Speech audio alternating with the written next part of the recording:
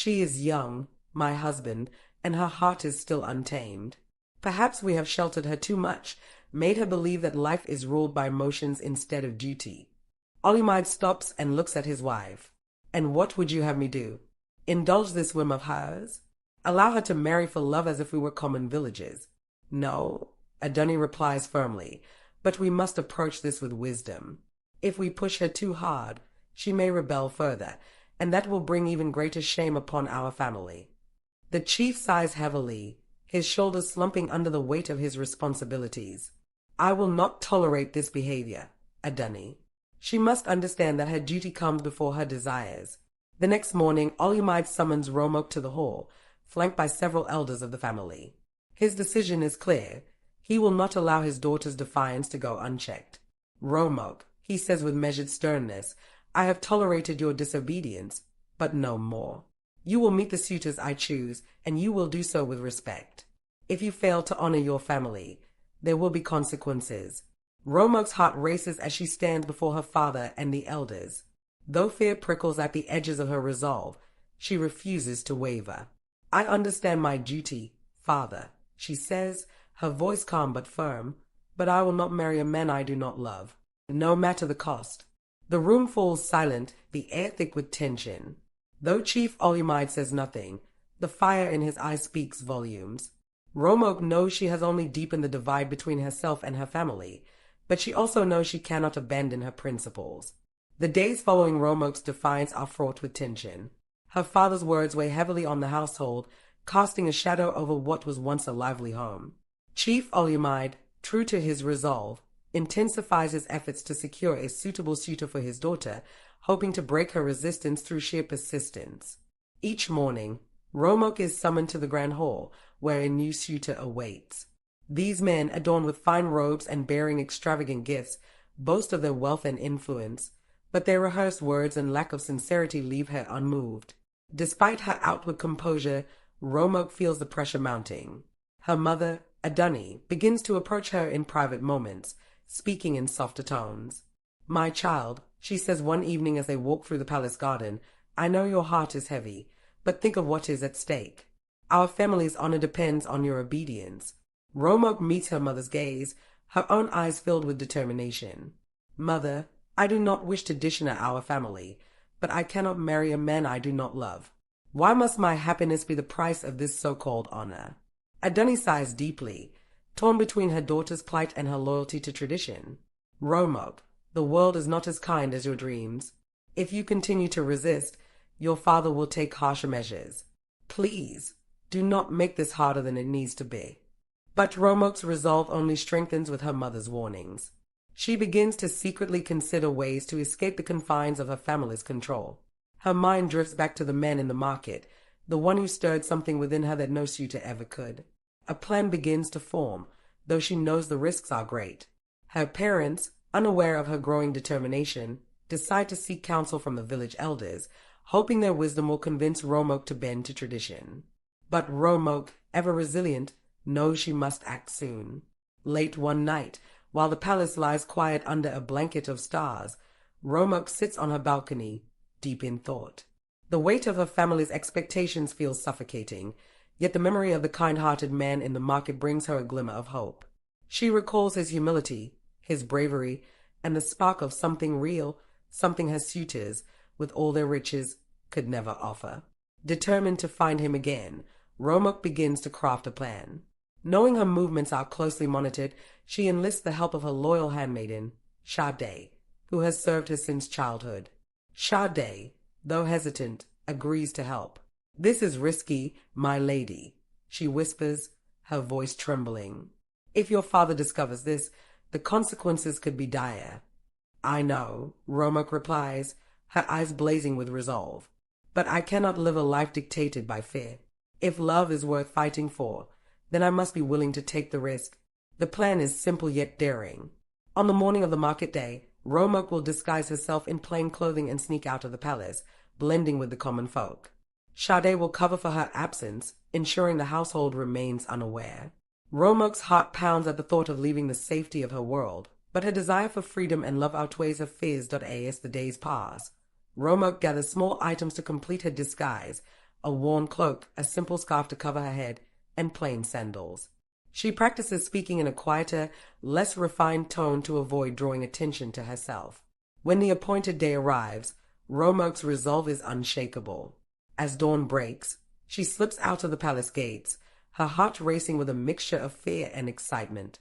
The bustling market awaits, and with it, the chance to find the man who has become the embodiment of her dreams. Romoke's absence is discovered shortly after sunrise, when her handmaiden Sade goes about her usual duties with a feigned calmness. The morning routine proceeds as planned until one of the guards reports to Chief Olumide that the young maiden's chambers are empty. Panic spreads quickly through the household. Chief Olumide, summoned from his morning meeting, storms into the grand hall with a mixture of anger and concern. "What do you mean she is missing?" he demands, his voice echoing through the palace walls. The guards, already uneasy under his intense glare, shift nervously. "We searched the grounds, my lord," one explains. "There is no sign of her." A dunny, who arrives moments later, presses her hands to her chest in alarm. "She has never done this before," she whispers. "Where could she have gone?" Sade, though terrified, plays her part well, feigning shock and confusion. "Perhaps she went for a walk in the gardens," she suggests timidly. "She often finds solace there." But Chief Olumide is not convinced. "Double the guards at the gates," he orders.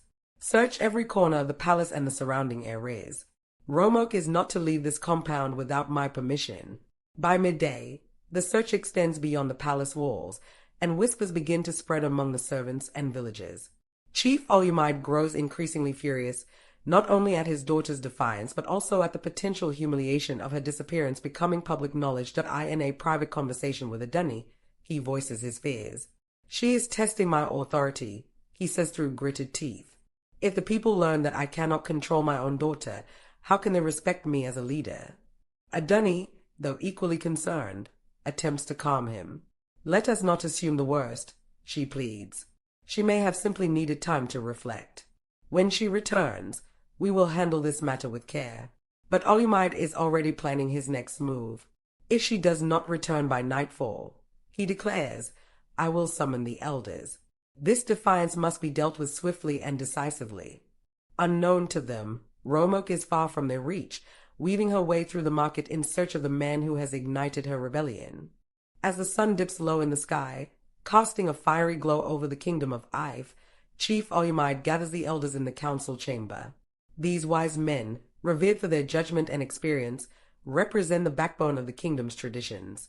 Their presence is a sign of the gravity of Romoke's actions, and Olumide hopes their council will lend weight to his authority. The eldest among them, Baba Oyen, strokes his long, white beard thoughtfully as Olumide recounts the events. "My daughter has defied me not once but twice," Olumide says, his voice a mix of frustration and weariness. "First, she refuses to marry as tradition dictates. Now, she vanishes without a word, bringing disgrace to our family." The elders exchange murmurs, their expressions grave. Finally, Baba Oyen speaks. "Chief Olumide, this is indeed a matter of concern. A maiden's duty is to uphold her family's honor, and her absence raises questions that could tarnish your standing." Another elder, Chief Adebola, adds, "If word spreads that she has left without your consent, it could embolden others to question your leadership. This matter must be resolved swiftly." Olumide nods, his jaw clenched. "That is why I have summoned you. What punishment should befall a daughter who defies her father's will and abandons her place in the household?" The elders deliberate, weighing the need for discipline against the potential backlash of a public scandal. Baba Oyen finally raises a hand to silence the room. "Chief Olumide, before we decide on punishment, we must understand her reasons. Have you considered that her heart may be troubled, and her actions born of desperation rather than rebellion?" Olumide bristles but reluctantly admits. She speaks of love as if it were more valuable than duty. "A childish notion." Baba Oyen shakes his head. "Even the strongest oak bends under the weight of the storm, my chief. If your daughter does not return by dawn, we must proceed with caution. Force will only deepen the rift between her and the family." Though Olumide is not entirely convinced, he agrees to wait until the morning before taking further action. The elders depart with heavy hearts, leaving the chief to wrestle with his pride and the fragile balance of his family's honor. The palace is steeped in silence after the elders' departure, but the weight of their counsel lingers heavily on Chief Olumide. Alone in his chambers, he sits by the flickering light of an oil lamp, replaying Baba Oyen's words. The idea that Romok's actions might stem from desperation rather than rebellion unsettles him.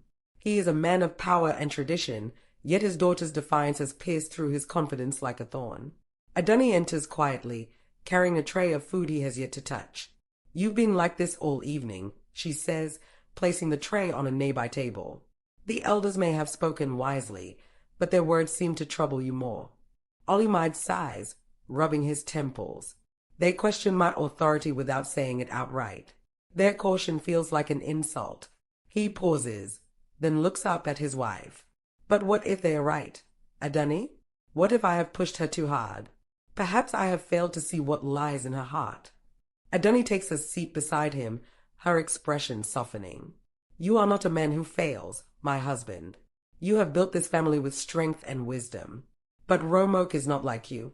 She feels deeply, perhaps too deeply. Forcing her into submission may only break her spirit, and that is a loss I fear we could never mend." Her words stir a faint glimmer of doubt within Olumide. Though he prides himself on being a leader who commands respect, the thought of alienating his daughter troubles him. "What would you have me do, Adani? Allow her to continue this foolishness unchecked? What if she brings shame to our family?" Adani places a hand on his arm. Shame comes not from a daughter who seeks her own path, but from parents who fail to guide her with love. Perhaps we need to listen to her, truly listen, before deciding her fate. Olumide's face softens, but only slightly. "If she returns by morning, we will speak. But make no mistake, Adani, I will not abandon tradition for the sake of her whims." As the night stretches on, Olumide lies awake, torn between his role as a father and his duty as the head of the family. Unknown to him, Romok is already forging a path that could change their lives forever. The first rays of dawn cast a soft glow over the palace grounds, but the mood within Chief Olumide's household remains tense. The morning silence is broken only by the restless footsteps of guards patrolling the compound and the hushed whispers of servants speculating about Romok's disappearance. When Sade, Romok's handmaiden, enters the grand hall to deliver her morning duties, her nerves are barely contained. Chief Olumide and Adani sit side by side, their expressions grim. Adani sips tea quietly, her gaze fixed on the courtyard, while Olumide's stern face is etched with lines of worry. "Has she returned?" Olumide asks sharply, his voice startling Sade. "No, my lord," Sade replies, lowering her gaze. "The gods have not seen her." Olumide exhales heavily, his frustration mounting. He had hoped that Romok's absence was a fleeting act of defiance and that she would return by morning, her rebellious spirit tempered by the night. But her continued absence stokes his anger and fear in equal measure. "We can no longer keep this within the walls of our household," he declares. "Summon the elders again. This has gone beyond disobedience. It is an insult to the family name." Adani looks at him, concern etched across her face. "Olumide, must we involve the entire council? If we are too harsh, we may drive her further away." But Olumide is unmoved. "The people will talk, Adani. If we do not act decisively, they will see us as weak, and weakness invites ruin." The elders arrive later that morning, their expressions solemn as they take their seats in the council chamber. Baba Oyen speaks first, his voice calm but firm. "This is a delicate matter, Chief Olumide. Your daughter's actions are troubling, but haste in judgment will only deepen the divide." Another elder, Chief Adebola, nods in agreement. "We must seek to understand her reasons. Punishment without understanding will only fan the flames of rebellion." Olumide struggles to contain his frustration. "And what would you have me do? Wait idly while she tarnishes our name? The people will question my authority, my ability to lead." Baba Oyen raises a hand to temper the chief's rising anger. "Your authority is not in question, my lord. But true leadership lies in wisdom, not force. If she does not return by the next full moon, we will support whatever measures you deem necessary. Until then, we advise patience." Though Olumide reluctantly agrees, his heart is far from at ease. As the council disperses, he feels the weight of uncertainty pressing down on him. Meanwhile, Adani silently prays for her daughter's safety, hoping that Romoke's absence is not the prelude to something far worse. The market bustles with life, its narrow pathways teeming with merchants, buyers, and the scent of roasted yams mingling with spices. Romoke, cloaked in her disguise, weaves through the crowd, her heart pounding with a mixture of excitement and trepidation.